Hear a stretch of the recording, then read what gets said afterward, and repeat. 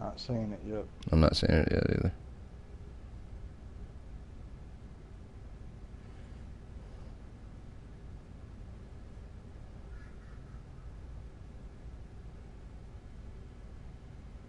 Huh.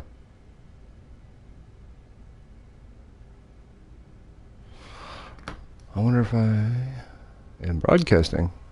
I'm on the air. Okay, there we go. Now I'm on the air.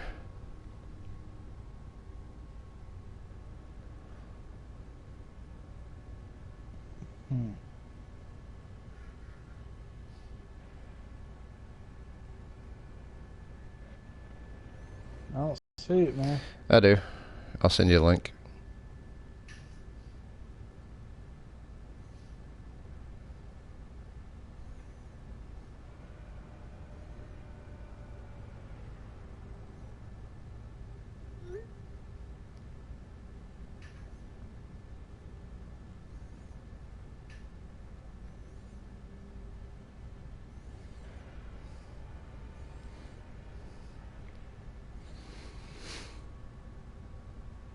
Alright guys, welcome to the channel. I am your host, Iceman Third ID.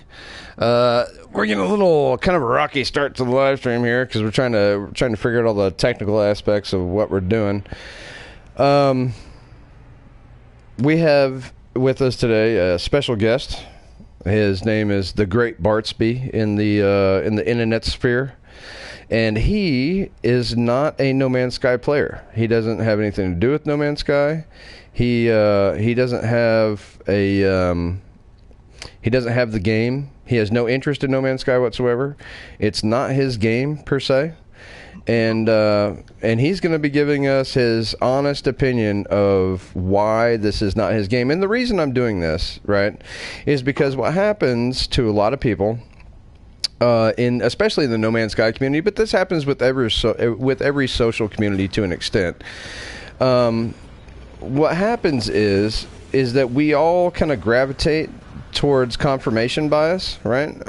We like to hear our own opinion echoed to us.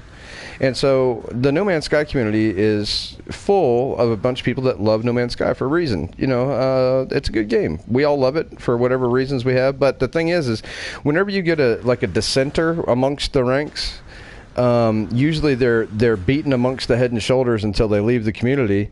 And we never get to hear any dissenting points of view. So what I want to do is take somebody who doesn't necessarily think this is a bad game, but it's just not the game for him, and maybe he could tell us why it's not the game for him, and give us some of the things that give us his point of view on some of the things that, you know, make this not the game for him. So how you doing, the Great Bartsby? I can't believe I'm here right now.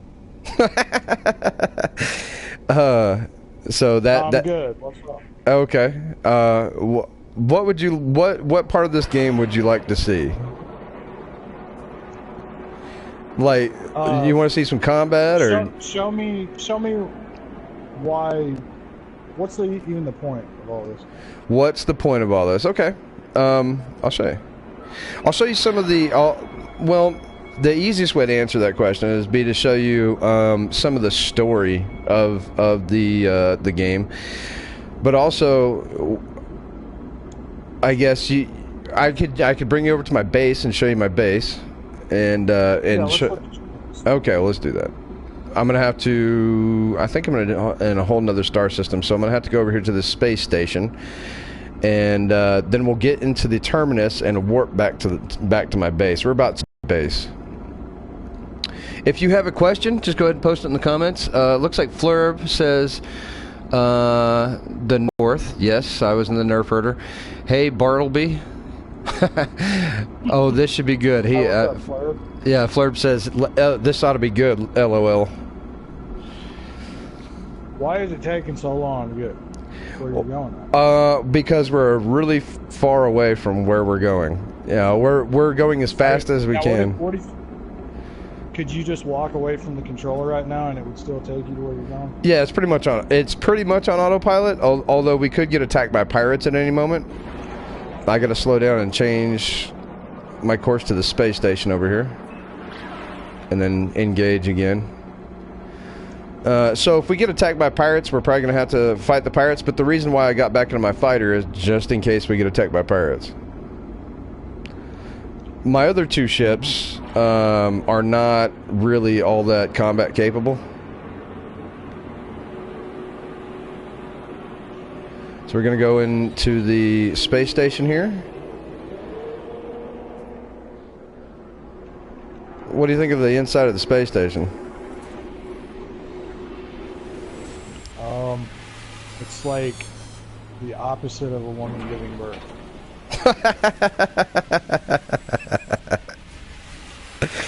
So, well, it's neat. Pretty generic on the graphics, you know. Just a lot of little neon lighting, you know, nothing too detailed. Okay. Nothing that really captures the eyes, you know. So cool. Here we've got some procedurally generated NPCs. You're never going to see these NPCs anywhere else in the galaxy. Every one of them's a little bit different. Then you've got the right, yeah. So they all have specific races, but you know, just like each one of us, you know, we all look different, so they all look different. Here you can trade things in the Galactic Hub, you know, items and stuff like that. You can buy items, you can sell items. What about the interactions with these NPCs? Ah, the interactions with the NPCs. Okay. So there's one main NPC that is in here that you can interact with, that like this work geek or a Joidy, which the names are all procedural too. Let me get rid of something out of my inventory here so I can talk to him. So he says, this is all a language that you have to go around and learn, or else you can't understand what he's saying, and you just kind of got to guess at it. So it says, despair, get trader, stranded, suit power low, give isotope. So it gives you a choice here. Now, if you weren't able to decipher this, you wouldn't know what he was talking about, and then it would be much harder to figure out which one of these to do. So I'm going to give him this isotope right here, 10 carbon. And he's going to give me something in return, which would be some technology, a phase coolant sigma, which then I can upgrade my ship with. So now that gives me a blueprint to upgrade my ship just from talking to him. Okay. And we can. All right. But the interaction itself, it was basically a matter of, do you have this item? If so, give it to me. Right. Yeah. I'll give you this. Basically. That's not very. Yeah, it's not very. Yeah, you're right. Well, I could have. Is that? Can you say the same about most of the interactions with the NPC? Yeah. For the most part, that's kind of what it. The NPCs serve that purpose, but also the lore of the game is in what they say. A lot of the NPC interactions, we're going to teleport back to our base now here. A lot of the NPC interactions, if you sit there and read the text of it, you know, which doesn't make for a very exciting live stream, but if you're playing by yourself and you read a lot of the text, you get a lot of the backstory of the game, and that's where most of the story is. You know, it's not. There's no voice acting. There's no. Everything's text based. So if you're not going to read it, the story's not going to be very deep. But once you do start reading it, you do figure out that there's a very deep story, a very deep amount of lore in the game, and you figure out that the Gek destroyed the Korvax race and enslaved them, and then the Vikings started fighting the Sentinels, and the Sentinels, nobody knows where they came from, but they know that they're being controlled by the Atlas, and all that sort of stuff, and you can go through and read all that lore within the game, but if you don't stop and read it, you're never going to find out. That makes sense? Okay. So you have all this lore, like what you just said. Why is none of that being used? Why can I not go to a member of the, say, Gek, who you said enslaved this other race? You would think that you would be able to, you know, choose allegiances. Right. Do I want to do missions for the Gek and earn favor with them because it's going to get me better ships or better weapons in the long run? Or do I want to accept missions for the race that they enslaved that's trying to, you know, somewhat rise against the Gek? Right. Just simple, basic player choice that would make this game, that would move the story or the plot forward. It would make it so much more meaningful, and it would give you more incentive to play. I agree. I actually do agree with that. But you can have faction ratings, right? So the Gek race, the Viking race, and the Korvax race, you move your standing up with each of those, and that's but going. How can you be allies with all of them? Right, exactly, and I think that's one of the things that people complained about in the game was that they were supposed to be like, you choose a faction and you're not really an enemy of anybody in the game as far as faction wise goes, and I agree with that. But however, as far as doing missions, yeah, go ahead. Just an analogy. I can't produce and sell weapons and sell them to everybody on the planet and be friends with everybody because at the same time, you know? Right. Yeah, I agree with that. It's common sense. Yeah, and I think they've actually got somebody working on that right now. They've hired a couple of writers, and I think they're revamping the whole story. But one of the things that they have done as far as the missions go, that gives kind of a direction, right, to this whole process. If I walk outside here, I'll show you the outside of my base. And all of this stuff right here that you see, you have to learn how to build it. You have to, it's all technology that's gained by doing missions for the people I've got inside my base. Here's a landing pad and schematics as mission rewards. Right, you get schematics as mission rewards, and you collect these missions, which I've done them all. You know, I've got them all completed. But you collect all these missions from these guys right here, which you have to actually hire. Right. So here's my head guy. He is like the architect, right, where I get all my building schematics from. This is the scientist, where I get a lot of my scientific schematics from. And you got to find a Korvax system. Would be really cool? Yes, sir. You know what else would be really cool is if you could just walk up to these guys and punch them. Yeah, it would be cool, wouldn't it? This guy's like in Skyrim, you know, you're friendly towards everybody until you punch them.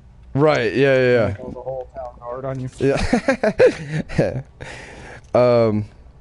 So this is really kind of, it's a personalized thing. Like each one of these modules here, I placed. Each one of these rooms I placed. Each one of these plants I planted. And so this is really kind of this is my own little creation, and nobody's bases are the same, right? So my base is going to be completely different from somebody else's base, down to the color and the texture and the everything. This is where, right here. Just right here on this plant right here. Yeah, just right here on the plant. Oh, okay. Fertilizer. Yeah, fertilizer, right. You remember, it's just like your Matt Damon on The Martian. Right. So anyway, this is where I make most of my money. You know, you come in here and you farm all this stuff, which can get kind of tedious and boring, but if you want to make money, you have got to have a farm.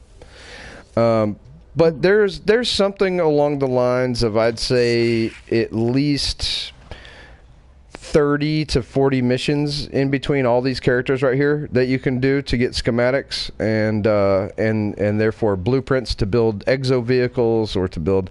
As a matter of fact, let's go ahead and build one of these exo vehicles real quick, and I'll show you what that looks like. I'll show you what that does. What do we need? This is your base, okay? So why don't you have a bedroom and like a bathroom? Oh, well, I could if I wanted. Like I could put one right here, but the bedroom and the bathroom. You can actually add personal touches. Yeah, sure. You can add decorations, like and the base building is super easy. You can just bring out parts. Like I'm switching through parts right here. We go to decoration, and you've got a bunch of stuff that you can decorate with, right? So okay. Yeah, so I could do that. You know, I just haven't gotten around to it yet. Because I wanted it more functional for right now than anything, because that's what I'm more worried about, and then I'll make it a little bit more livable looking. Which is actually kind of I kind of dropped the ball on that one, because if you look back here, somebody's already been to my base. You know, there's 18 quintillion planets, but if you check this out, 2 people have left communication stations. Look, sup, the Saints here dropping in. And somebody left that here. Def Mistwalker dropped that communication station here to tell me that he'd been to my base.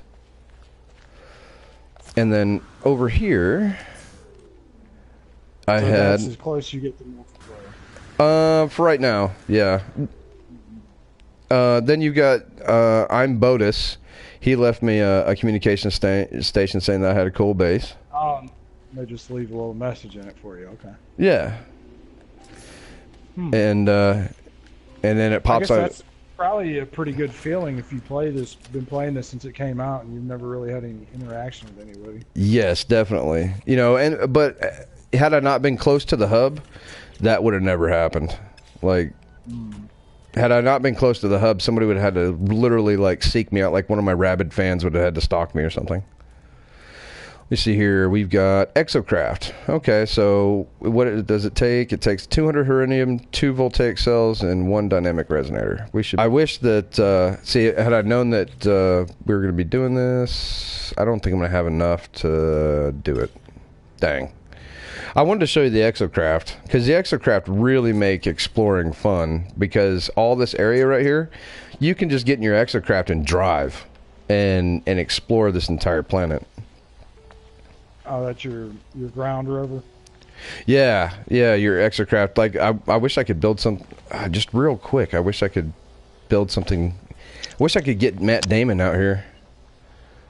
Just type in the money cheat. Yeah, right. 2 voltaic cells, 1 dynamic... All we need is a dynamic resonator, because I make a voltaic cell real fast. And I can buy a dynamic resonator.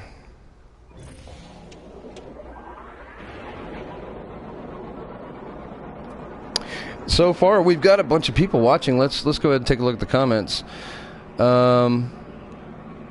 Aaron Snow says, "Is that you, Flurb?" Iceman is talking to somebody else. Yeah, I'm actually talking to the great Bartsby. He is a No Man's Sky skeptic, and that's kind of what this live stream is about today. And then Flurb says, "It's just a whole lot of... it just doesn't do a whole lot except open up favorable things, blah, blah, blah, blah, blah." All right. They're chit-chatting. All right, well, let's get to the space station. We'll buy a dynamic resonator.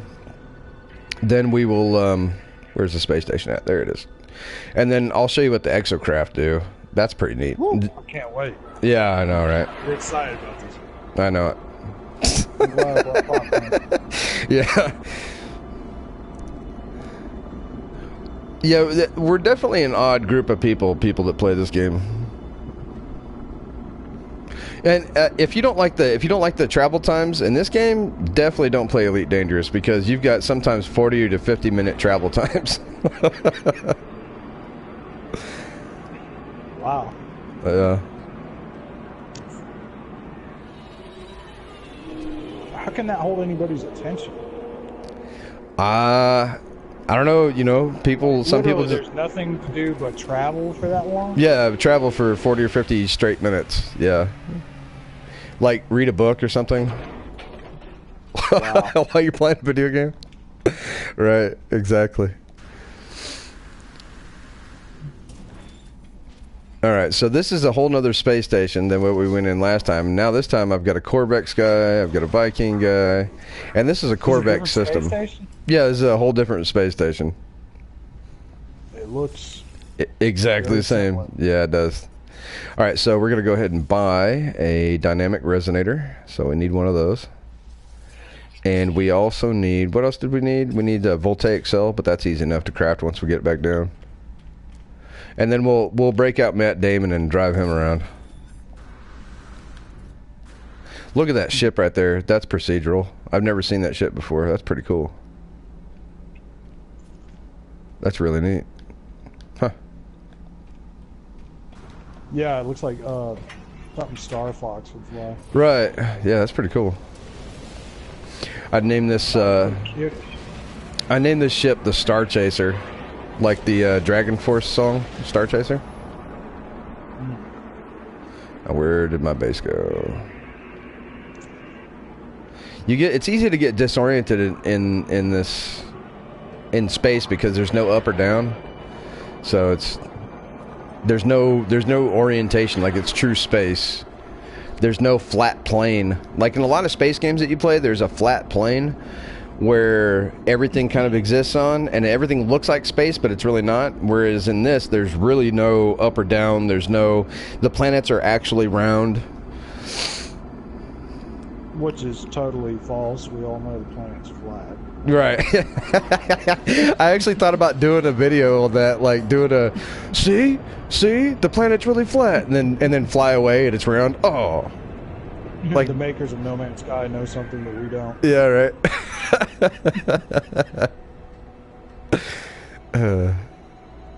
All right, so we'll land on our landing pad here.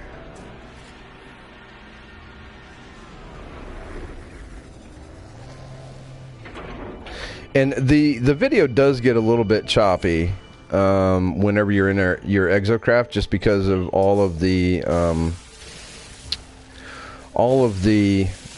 pop-in and all the animals.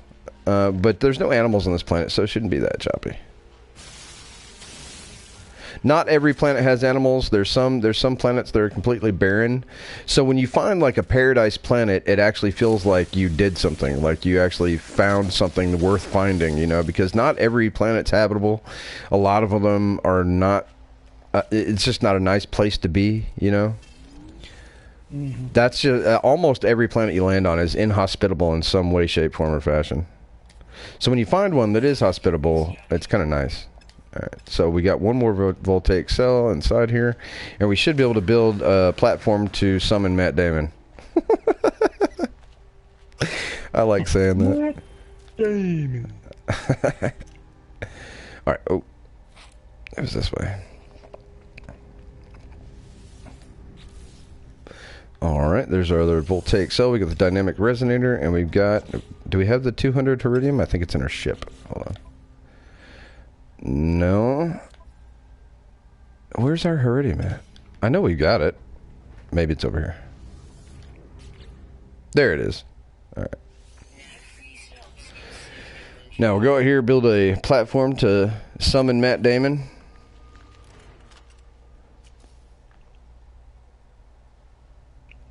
Come on. I know you can do it. There we go. Right there. And there's Matt Damon. Look at that. And Matt Damon's going to allow us to beat the game at last. Yes. No. What? So you get in Matt Damon here, right. And Matt Damon has its own set of upgrades that you have to go through a mission tree to get all the upgrades. And then it's got its own slots that you can keep your stuff in.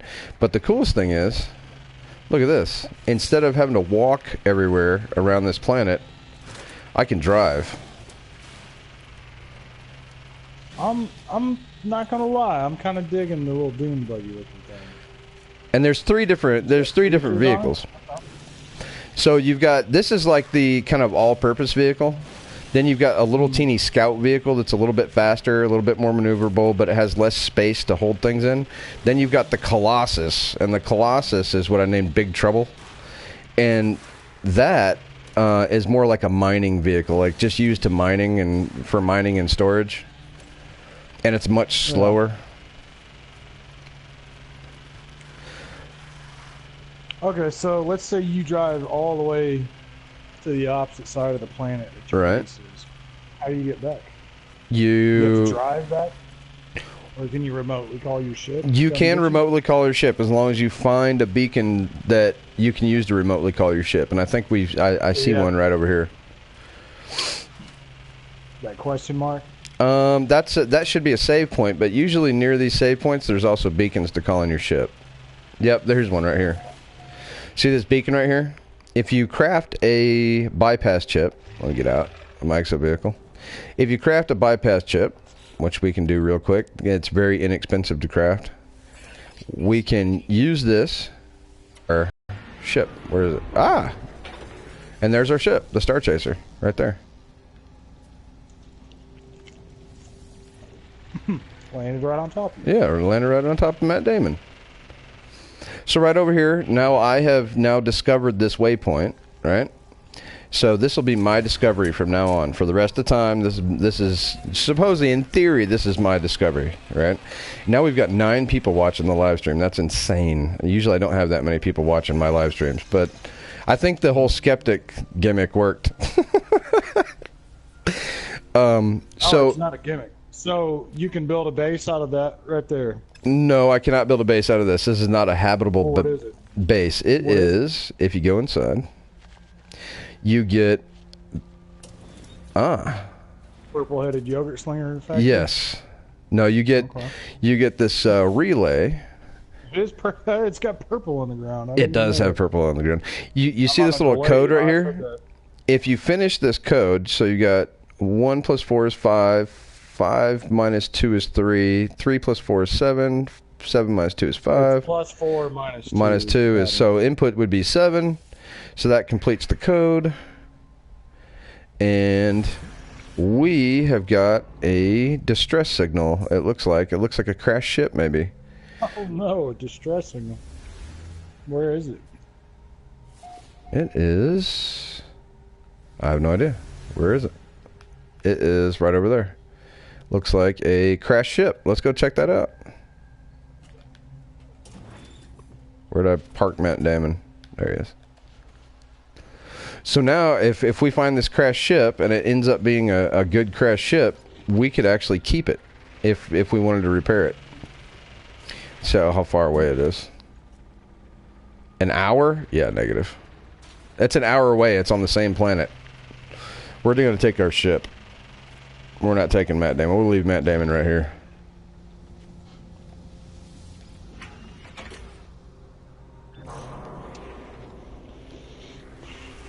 Alright. So there is stuff to do in this game. It's just...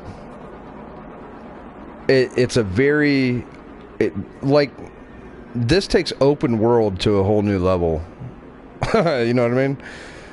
A level that they weren't quite prepared for. Exactly. And I think the last two updates have done a lot to fix that, because, like, for a new player now, there's a lot of people picking it up, and they are completely surprised that No Man's Sky has as much content as it does in it because of the two updates that have come out. And there's a lot of players that had quit playing it and came back and said, wow, this is a whole, another game. This is a whole new game.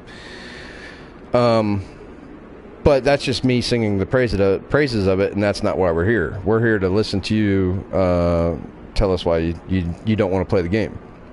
And then that will... Right now, would you like to hear a problem I have with this? Yes. As of right now, this is under the same status that I put Destiny in. Destiny was basically a 3-year beta period game. Right. They released a product. Right. Massive in concept. Right. But only halfway realized potential-wise. Right. Now, Destiny being, they've got so much content, but they don't have enough area to have it in. So they're having to reuse the same areas over again. Right. For different amounts of content. They got more content than they do play space for it. This one's got way too much play space. And not enough content. Yeah, that makes sense. And the content that they do have, it's not meaningful enough. True. I would agree with that. So, I mean, I would, as much as you claim they're adding in these updates, it's in the same category as Destiny. It's just huge concept. Product was released before they fully realized. Poor execution. There you go. Yeah, well, and that's what I think one of the main objections to the game. Okay, we're coming up here on the crash ship. One of the main objections to the game is that it seemed like a tech demo, like cool tech demo, but where's the game? Mm-hmm. Okay, so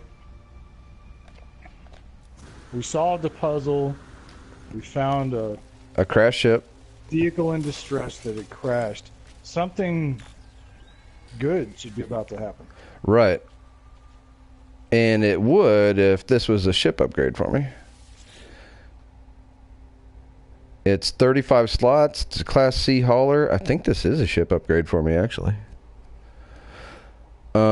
But what we're going to do is, instead of trading this ship for it, which is my fighter, we want to trade my hauler. Right. So what we're going to do is we're going to build a beacon so we can find this again. And that's going to take 1 voltaic cell and 2 curate sheets. And then we can come back and trade in our other ship, our hauler, for this. All right, we need a voltaic cell, which shouldn't be too hard to make. I wonder if I've... No, I don't have enough stuff for a voltaic cell. I need some more antrim, which grows out of these little flowers down here in these caves. So just kill a few of these glowing flowers, and I'll have enough antrim to build a voltaic cell. And then we can build a beacon, go change ships, and then come back down and trade it out. But then I'll have to repair the said ship. So...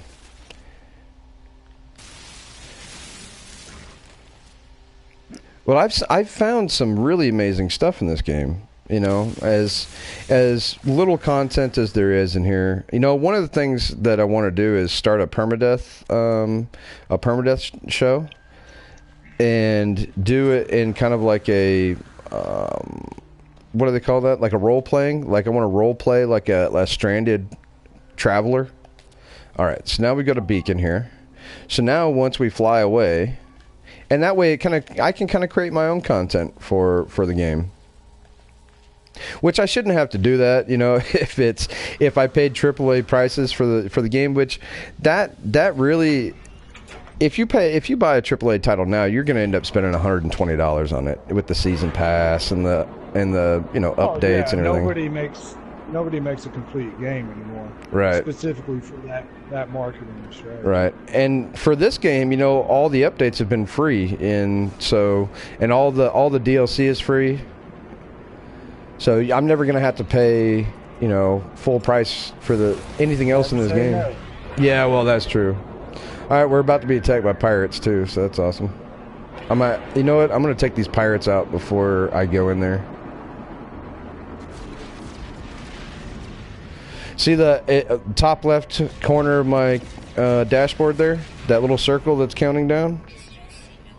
That's counting down to pirates. Okay, never mind. As long as they're not attacking my freighter, we're good.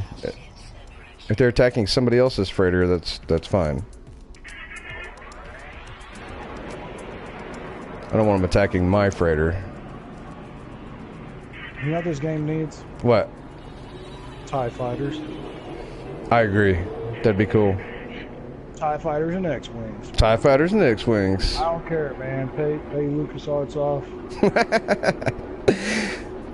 All right, so these are my 3 ships. I've got my fighter, which I'm in now,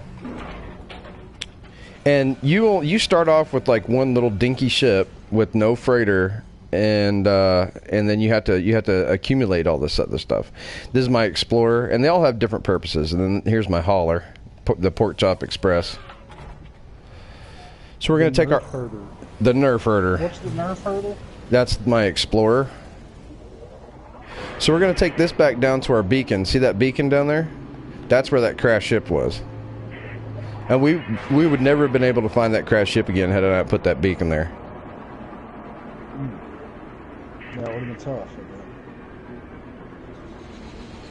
So we're going to go back down here and trade off this ship for the ship down here.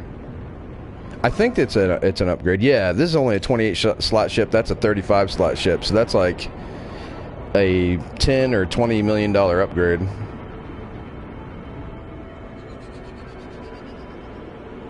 How long is it going to take you to move all your equipment out into the moon? It shouldn't take that long because I don't have any upgrades on this ship since it's just a hauler. I don't really have any upgrades.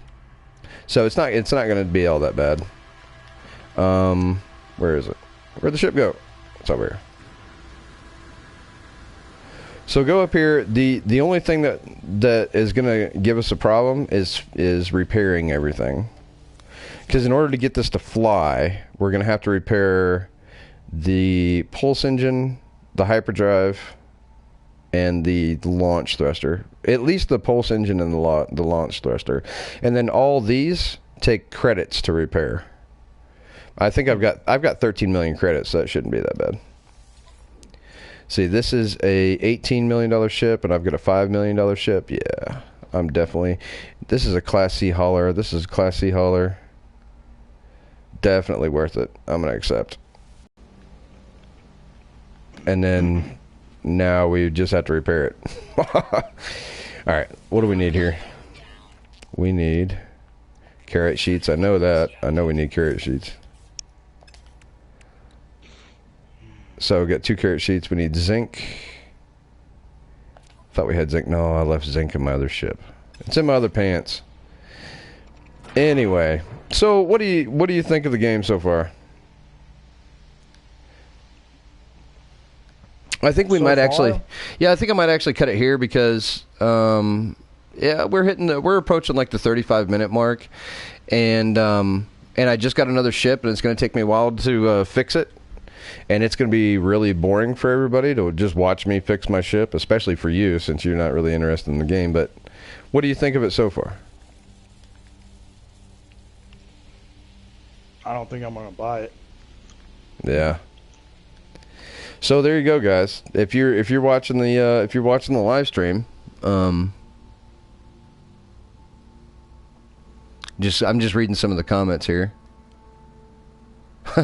Daniel Hipley says, "I like it." Okay, well, thanks, Daniel. If you're watching the live stream, this has been the great Bartsby. He's been the skeptic. His I asked him for the thumbs up or the thumbs down. He definitely gave me the thumbs down. Some of the complaints that he had, or some of the critiques that he had. I wouldn't necessarily call them complaints, but they're critiques, which I think that anybody's opinion is valid on any type of game that you wanted to critique, as long as you're giving an honest critique.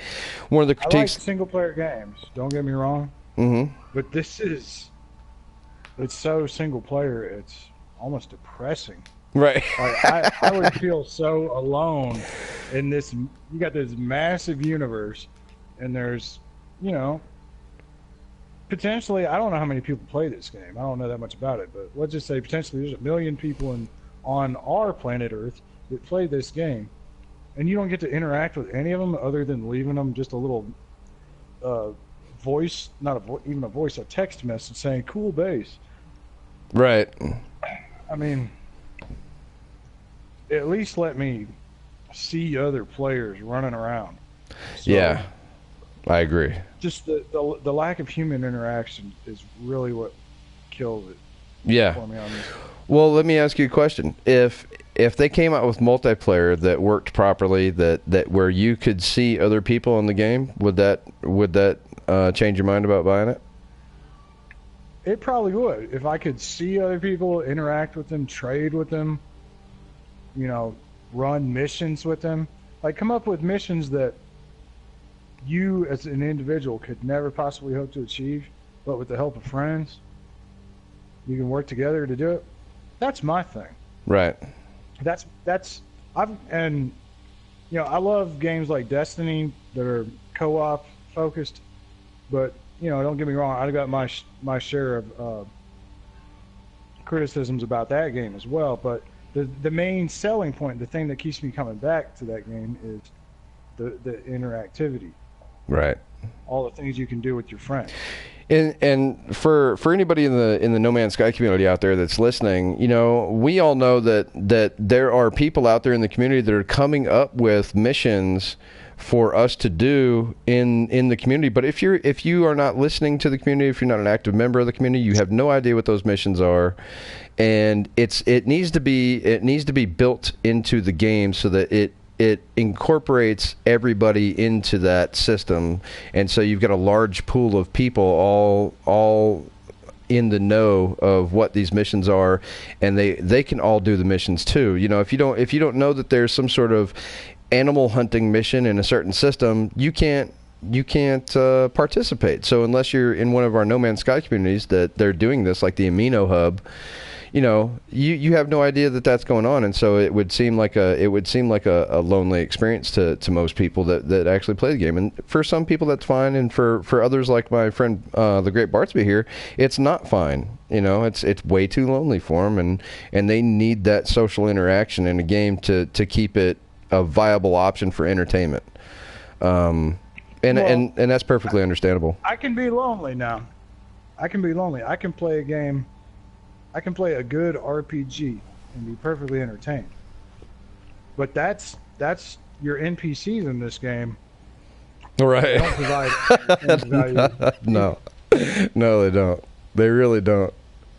But I think that's an honest, pretty honest critique of No Man's Sky.